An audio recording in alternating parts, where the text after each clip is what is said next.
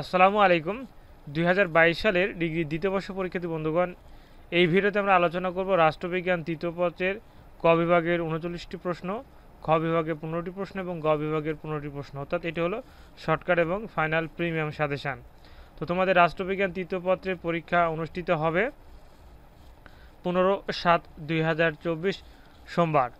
রাষ্ট্রবিজ্ঞান তৃতীয় পত্রের বিষয়কট হচ্ছে ১২-১৯-০১। তোমরা যারা অন্যান্য সাবজেক্টের শর্টকাট এবং প্রিমিয়াম সাজেশন নিতে যাচ্ছ, অবশ্যই এই ভিডিওর ফার্স্ট পিন কমেন্টে হোয়াটসঅ্যাপ নাম্বার দেওয়া আছে। তোমরা আমার সাথে যোগাযোগ করে অল্প পারিশ্রমিকের বিনিময়ে প্রত্যেকটি সাবজেক্টের সাজেশন নিতে পারো। ইনশাল্লাহ সাজেশন থেকে ৮০-৯০% প্রশ্ন কমন আসবে।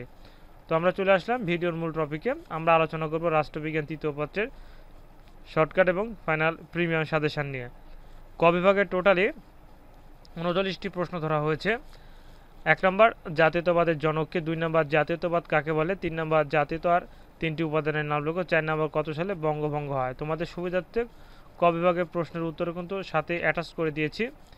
এরপরে ৫ নম্বর কত সালে বঙ্গভঙ্গ রদ করা হয়, ৬ নম্বর বঙ্গভঙ্গ রদের প্রতিক্রিয়া কী হয়েছিল, ৭ নম্বর মুসলিম লীগ কত সালে গঠিত হয়, ৮ নম্বর মুসলিম লীগের প্রতিষ্ঠাতাকে, ৯ নম্বর ১৯০৯ সালের ভারতীয় কাউন্সিল আইন কী নামে পরিচিত ছিল, ১০ নম্বর কোন আইনে সর্বপ্রথম পৃথক নির্বাচনে ব্যবস্থা চালু হয়, ১১ নম্বর ব্রিটিশ ভারতে কোন আইনের কেন্দ্রে দ্বৈতশাসন ব্যবস্থা চালু হয়, ১২ নম্বর কত সালে খিলাফত ও অসহযোগ আন্দোলন শুরু হয়, ১৩ নম্বর দ্বিজাতি তত্ত্বের মূল কথা কী, ১৪ নম্বর অবিভক্ত বাংলার শেষ মুখ্যমন্ত্রী কে ছিলেন, ১৫ নম্বর রাষ্ট্রভাষা সংগ্রাম পরিষদ কত সালে গঠিত হয়, ১৬ নম্বর বাংলাদেশের জাতীয় পতাকা প্রথম কত উত্তোলন করা হয়।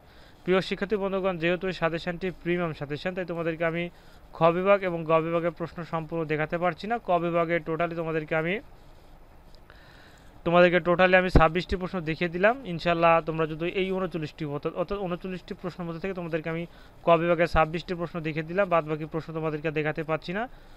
তো তোমরা যারা এই সাজেশন নিতে যাচ্ছ, এই ভিডিওর ফার্স্ট পিন কমেন্ট আমি একটি হোয়াটসঅ্যাপ নাম্বার দিয়ে রেখেছি। তোমরা অল্প পারিশ্রমিকের বিনিময়ে সাজেশনটি সংগ্রহ করে নিতে পারো। ইনশাল্লাহ এই সাজেশনটি সংগ্রহ করে তোমরা কমপ্লিট করতে পারলে তোমাদের পরীক্ষা ৮০-৯০% প্রশ্ন কমন আসবে এবং এই সাজেশনের বাইরে তোমাদের পড়তে হবে না। এই সাজেশনের মধ্যে থেকে তোমরা কমন পেয়ে যাবে।